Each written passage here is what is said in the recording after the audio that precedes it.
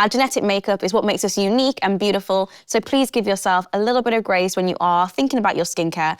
Of course, being consistent is the most important. That cleanser, that SPF, and then anything in between that's more specific for your skin type is going to take you a very, very long way. Welcome to the Essence Podcast, your guideway to explore the colourful spectrum that is the human experience and beauty. My name is Alishea. I'm a presenter and an actress, and I love all things self-expression, like bright colours, makeup, beauty, and just expressing myself. I'm excited for this episode of the podcast because it's all about skincare, and who doesn't love skincare? So hello to all of you skin enthusiasts that have tuned in. Welcome to Skincare Science, where today we're going to be busting the myths and dropping the facts with a top dermatologist.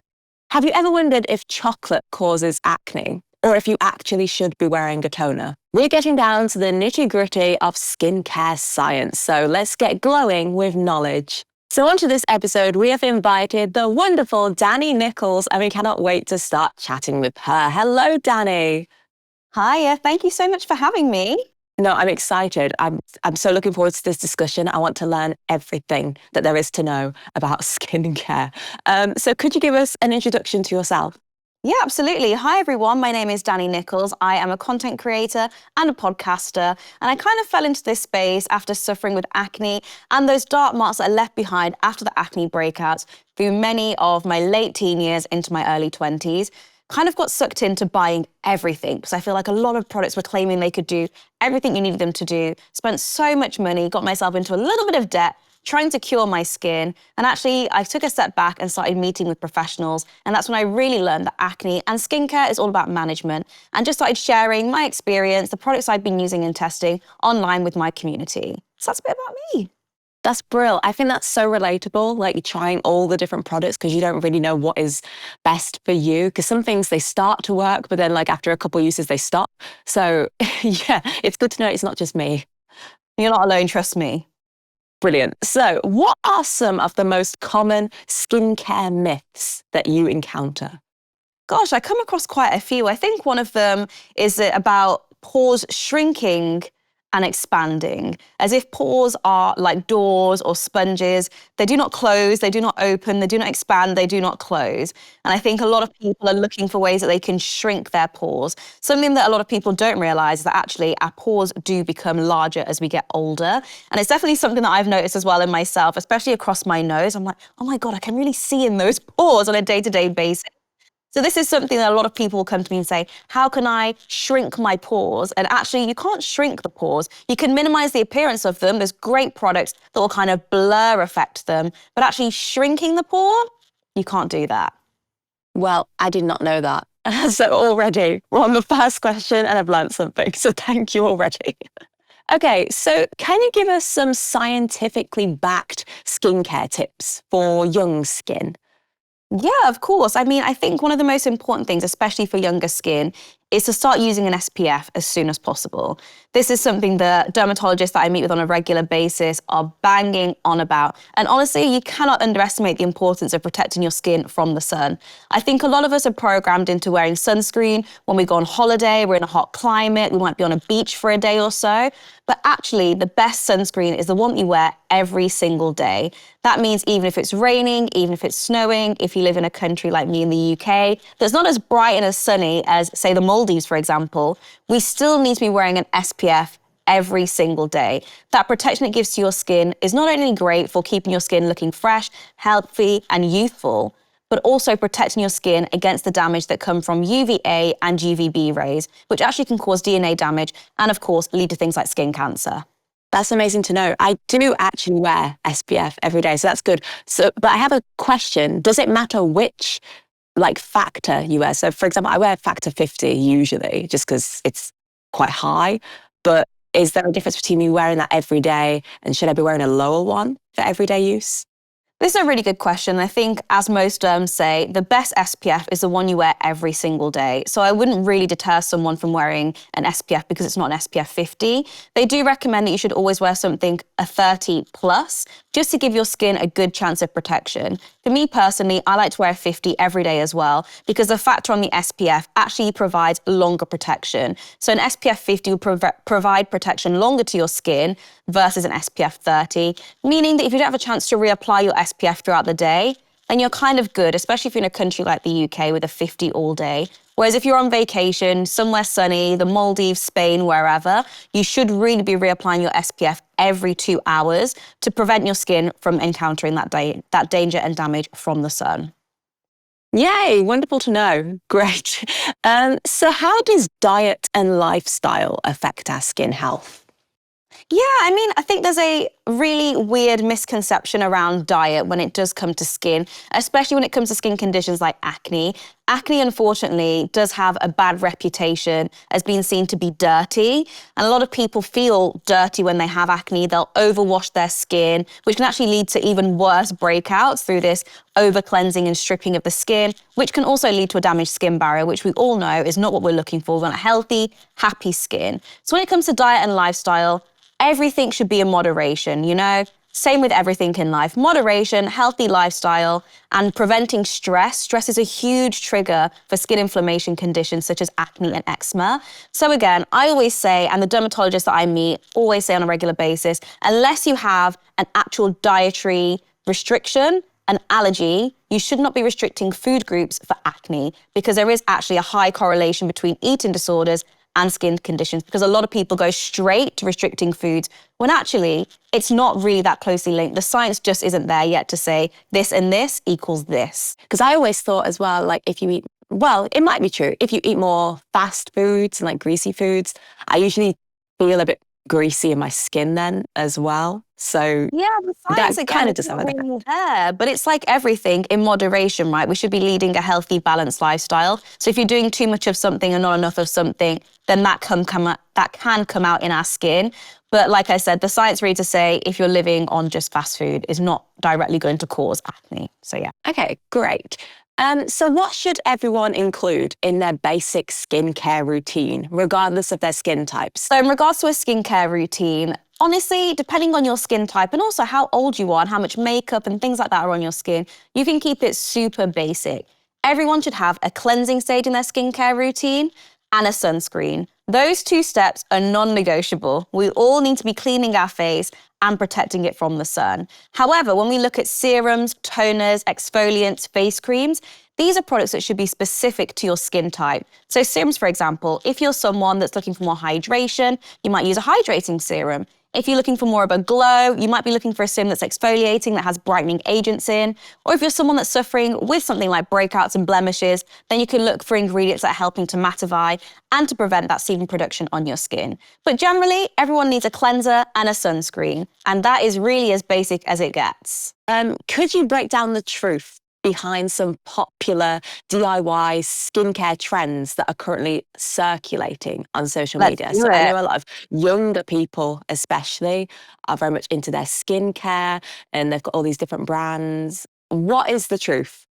I mean, what I would personally say is DIY is not really the safest method when it comes to skincare, because we're not cosmetic scientists at home. We cannot test to see if things are going to cause reactions, if they go well together. However, there are tons of brands for all price range and brackets, really affordable budget products, and then those super expensive, luxurious products as well. So find something that fits your budget and use those products versus trying to make things at home, because it can actually be quite dangerous for your skin. So how do environmental factors like pollution and UV exposure, like we talked about with SPF, how do they impact on our skin, and what can we do to protect ourselves?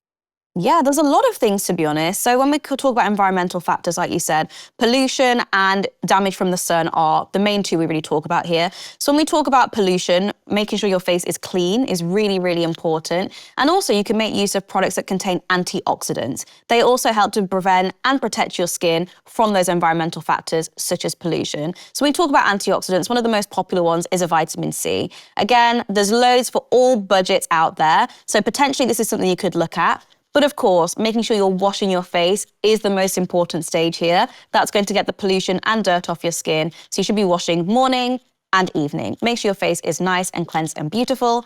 And then, of course, when we talk about UVB rays, these come from the sun, and you should also be looking on the bottles of the SPF that you shop that it has both broad spectrum, UVA and UVB protection in to make sure your skin is rounded in its protection.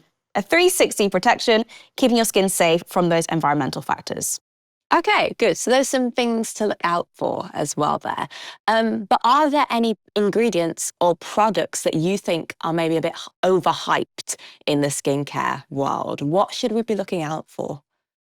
Yeah, I think there's a lot of stuff that's overhyped. Let's face it, skincare has blown up over the past couple of years. So a lot of products are being released on a daily basis. And quite frankly, we don't need all of them. So please keep this in mind when you do go in store. You'll be very tempted by the shiny packaging, new releases. Focus on what your skin actually needs and shop those products specific for your skin type. So for me personally, I'm someone that has an oilier skin type. I'm extremely blemish and acne prone.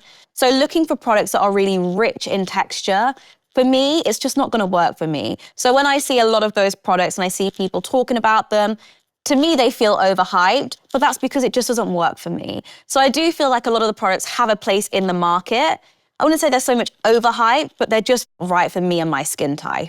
So could you explain the science behind common skincare concerns like acne, but also aging as well, and how effective treatments are? Yeah, absolutely. So when we talk about acne, acne is, of course, a medical condition. So I always ask people, the most important thing you can do if you are suffering from acne is seek medical attention. Quite frankly, the products that are sold over the counter are not formulated for acne because it's a medical condition. And you'll see that on the bottles. You will not go in store in the UK and see any products that say the word acne on them because acne is a medical condition. However, if you are someone that's suffering with just breakouts and blemishes, not full-blown acne, then there's tons of products that you can take advantage of that are sold over the counter without having to go and see a doctor or a dermatologist.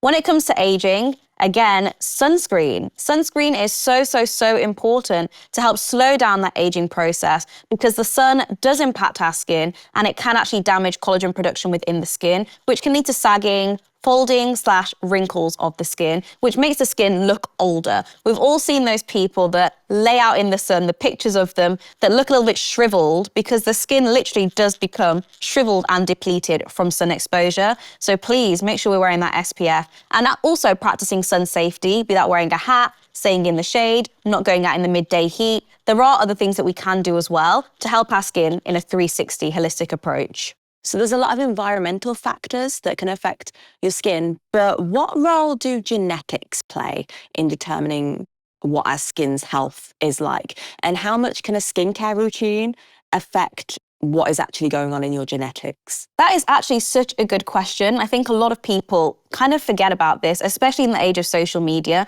Genetics play a huge role in our skin. If there's acne in your family, psoriasis or eczema, it's highly likely that this is something that you're also going to struggle with as well.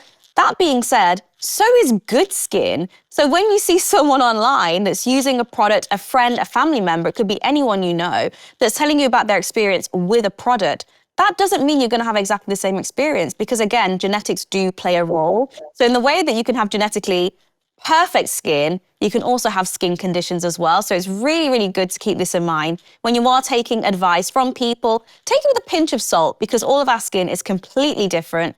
Okay, we will keep that in mind. Thank you, Dani. So I have a few quick fire myth or not questions for you. So firstly, is it true that drinking lots of water will give you clearer skin? No. I actually thought that was going to be true. Sadly not. Again, leading a healthy lifestyle can definitely help, but there's no correlation between the amount of water you drink and the clearness of your skin, sadly. I wish it was that easy. Wow, okay. So does using toothpaste on pimples really help them to disappear overnight? I already know what I think, but I'm interested to hear what you think. I'm so sorry, this again is a myth. I really wish that it did work that way. And actually applying toothpaste to the skin can be quite dangerous because it can really burn your skin.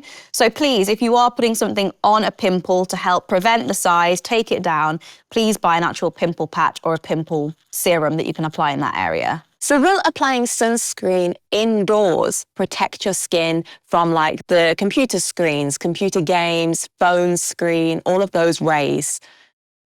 Yeah, absolutely. This is true. There's different levels to light that our skin reacts to. But actually, more so than the light that comes from computers and phones, light that comes through your window is a much more dangerous light when we're talking about skin damage. So wearing an SPF indoors is really important, but I would emphasize it more because of the light that comes through the window. A lot of people are thinking, if I'm indoors, do I still need it? If the sun is in the sky, you need an SPF. If it's nighttime, you don't need it. It's literally that simple. So does sleeping on a silk pillowcase help with wrinkles? I mean, the science is not 1000% there yet, but does it feel really nice? Yes. Do I sleep with one? Yeah. Do I think it's good for the skin in general? Yes, because silk is better for bacteria, and of course, bacteria can lead to breakouts and skin conditions. However, around wrinkles, the science is not 1000% there yet, but it is there for bacteria. So when we were talking about skincare routines, we kind of said how less is sometimes more. But is it true that natural ingredients are always better for your skin than synthetic ones? Again, this is a myth, sadly. I mean, this is something that's so big in the skincare community, and I totally understand it. Like, it does feel nice to be like, this is derived from this is completely natural. But again, science is really great, and actually, some of the products that they're using and ingredients that are synthetically made are better for the planet, don't have anything that's going to damage your skin or your DNA makeup, which I know is something that a lot of people are concerned about. So I wouldn't say that natural is always better. There's a place for both. And normally skincare brands will look at a way of infusing both natural goodness and synthetic to give you the best possible product for price and also your skin long term. This next one I have actually considered using myself, but does lemon juice and using it on your face lighten dark spots? Again, I really wish it was that easy. Sadly not. Again, lemon juice can be so dangerous on your skin. Please be careful with what you're using on your skin. Lemon is an acid, right? It's an acid. We all know this. So putting that onto your skin can be super, super dangerous. That being said, like I said earlier, there are products that include lemon extract to kind of get that acidicness into your skin, but it's been formulated in a controlled manner that's safe for your skin. So I definitely not recommend using fresh lemon or lemon juice at home and rubbing that into the skin. That's a no-no. Will exfoliating every day give you smoother skin? I think I know the answer to this one as well. Again, no. This also really depends on your skin, I will say, because some people's skin can handle exfoliation every day. Also depends what you're using to exfoliate your skin with, what the formulation of the product is. But in general, over-exfoliation is a real thing, and it's something we have to be super careful of because it can cause a damaged skin barrier, which can lead to more texture, more breakouts, which of course we're all trying to avoid, let's face it. So personally, I wouldn't recommend exfoliating every single day, unless that has been said to you by a dermatologist that's give you a product that's perfect for your skin to be used on a daily basis. So is it necessary to use a separate eye cream, or can you just use your regular moisturizer? This is a really good question. And to be honest, this is a bit of a mixed one. Again, I'm so sorry. But essentially, it depends on the type of moisturizer you're using and also your skin type. So for me personally, I have to use a specific eye cream. When I use my face cream that goes too high up, I get tiny little spots around my under eye area called milia. And this is essentially because the moisturizer is too thick my under eye area, that it's clogging the pores, which causes those tiny little dots. So I prefer to use an actual eye cream because it's formulated for the area, doesn't cause me to get those tiny little dots that drive me absolutely crazy. That being said, some people's skin can handle taking the moisturizer all the way up. So it's kind of up to you, and also a bit of a test and error and see what your skin prefers. But for me personally, I'll be sticking to an eye cream. And then finally, for these little myth busters, does tanning help with acne?